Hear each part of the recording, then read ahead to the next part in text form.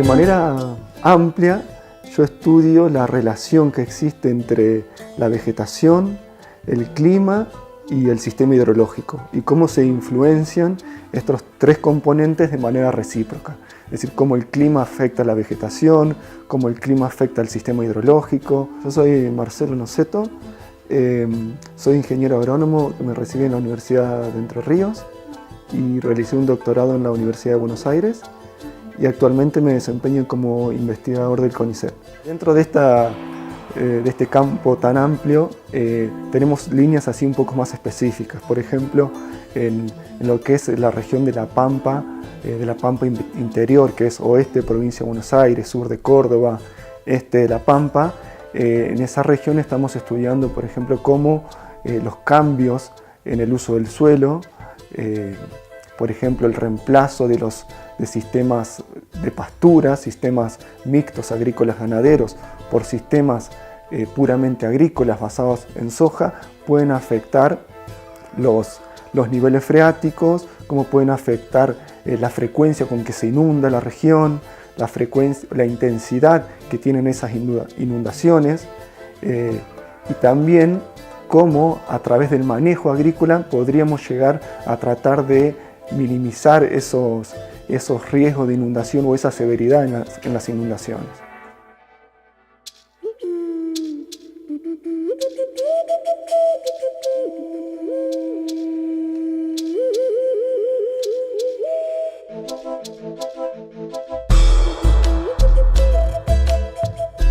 Aparentemente lo que ha pasado es que ha subido la napa en el último tiempo, se ha empezado a generar esta comunidad de plantas más salinas y ya directamente lo han abandonado.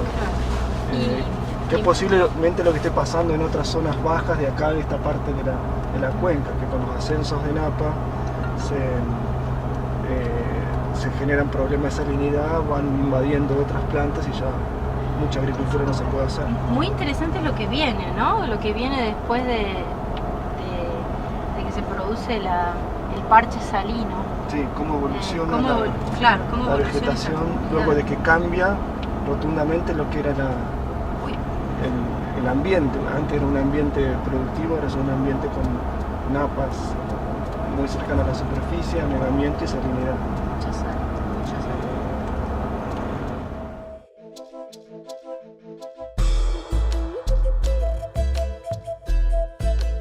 Yo creo que fue un amigo que tenía muy cercano, que tenía campo.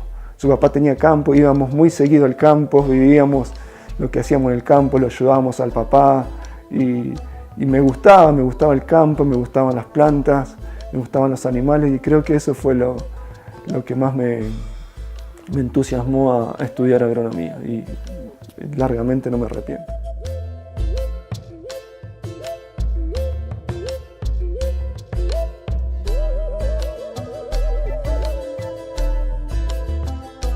Lo que encontramos es que hay un rol, la vegetación tiene cierta influencia en la posibilidad y los riesgos de inundación.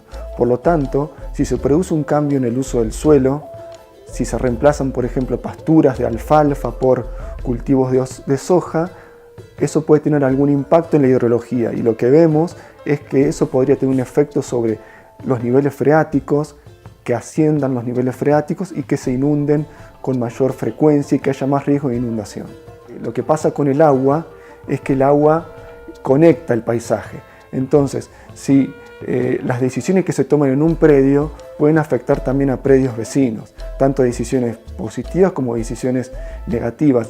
Los efectos de lo que uno hace en su establecimiento trasciende ese establecimiento y puede afectar a establecimientos vecinos. Entonces, esto es lo que da el agua, esa conexión, y por lo tanto se necesitaría decisiones coordinadas que tengan en cuenta el paisaje o toda la cuenca para tener un efecto más importante sobre el sistema hidrológico.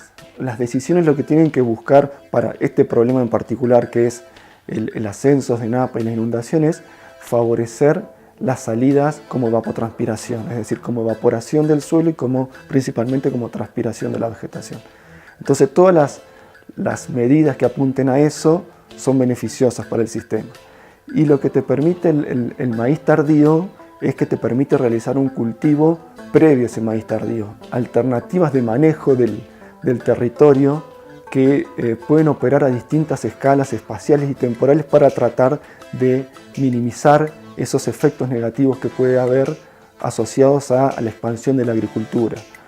Por ejemplo, alguna medida concreta sería la utilización de coberturas vegetales que tengan una mayor evapotranspiración que el cultivo de soja.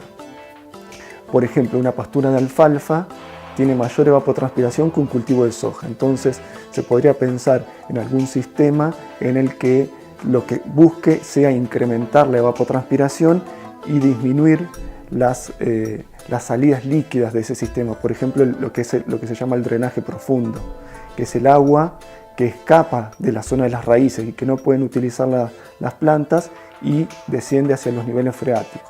Cuando esa agua desciende, los niveles freáticos comienzan a ascender y eso es lo que genera anegamiento e inundación. Otra práctica sería, por ejemplo, hacer un uso más intensivo de la agricultura.